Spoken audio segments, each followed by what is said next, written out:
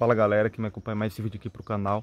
Galera, hoje eu quero falar sobre o eu como gestor da história. Muitos aqui já devem ter lido os livros, muito provavelmente você conhece um cara chamado Augusto Cury. Bom, muitas pessoas gostam dele, muitos não gostam também, outros dizem coisas que não vêm ao caso. Mas eu quero dizer, cara, que eu leio os livros dele, já li vários dele, e eu me encanto com a forma como ele aborda a nossa psique. Ele foca num ponto central, que é o nosso eu como gestor da nossa psique. De fato, eu acho que esse é o ponto principal de qualquer coisa que a gente tenha em relação a lidar com a nossa própria mente. Porque o eu como gestor da história é você se pondo em ação dentro de você mesmo, é, pensando, raciocinando, se perguntando, se questionando e trabalhando a si mesmo diariamente. Você lá com a... Enfim, é você se trabalhando o tempo todo, é você orando e vigiando, é você se percebendo, é você se policiando para que os seus monstros internos não te dominem, né? Para que você possa conseguir domesticar os teus dragões internos. Então é fundamental que a gente possa reeditar, usando aqui as terminologias do Augusto Cury, reeditar as nossas janelas killer, onde a gente fica aprisionado em algum trauma, em algum pensamento fixo, ou em alguma fobia, em alguma coisa. A gente fazer também a mesa redonda do eu, para que a gente possa conversar com nossos fantasmas também. Para que a gente possa abrir o leque abrir, né, o circuito da memória, né? Porque muitas vezes ele fica fechado. Quando a gente está diante de alguma situação, você pode perceber que a gente dá respostas muito parecidas diante de determinadas situações. Por exemplo, alguém faz determinada coisa com você e esse padrão vai se repetindo. Toda vez que algo acontece desse tipo, você tem uma determinada ação, um determinado pensamento. Por exemplo, acontece algum problema. Toda vez que aparece esse determinado problema, algo parecido com isso, você tem uma determinada situação.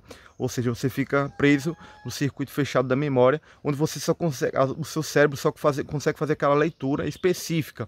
Ele não consegue ver outras possibilidades que estão rondando ali no cérebro, né, entre aspas, né, na mente, melhor dizendo.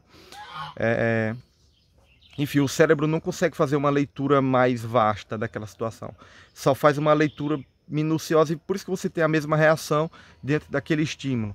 Então, o eu como gestor da história, como agente psíquico ativo, ele entra nesse...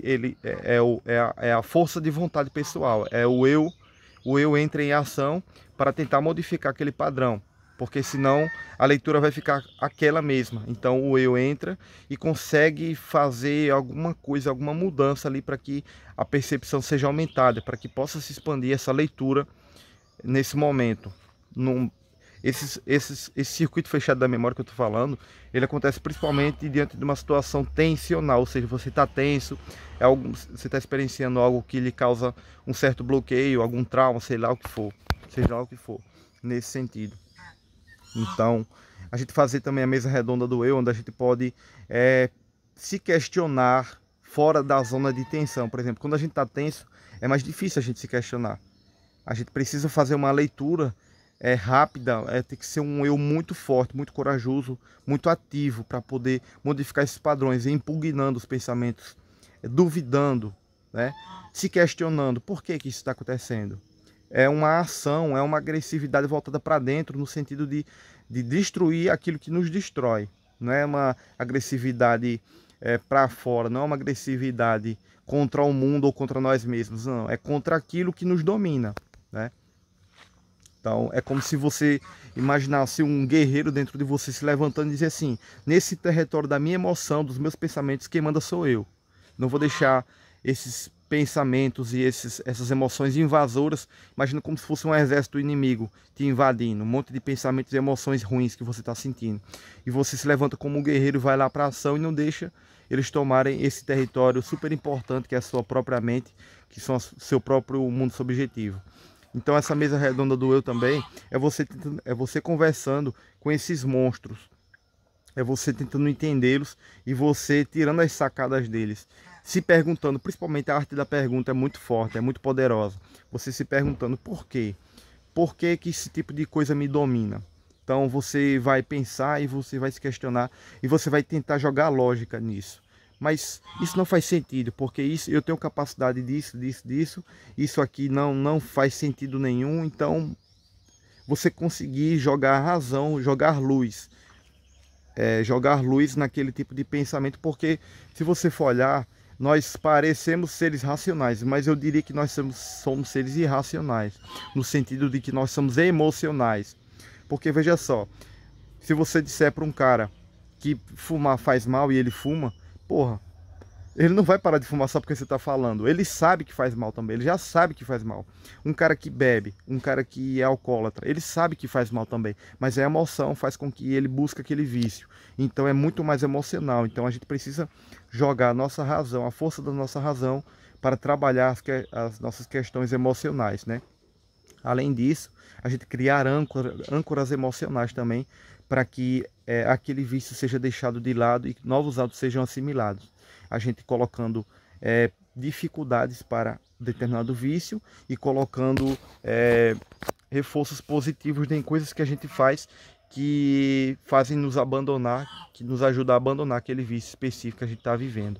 A gente utilizando o campo racional, que eu estou falando aqui, e também usar o campo emocional, no sentido de fazer exatamente isso que eu acabei de falar.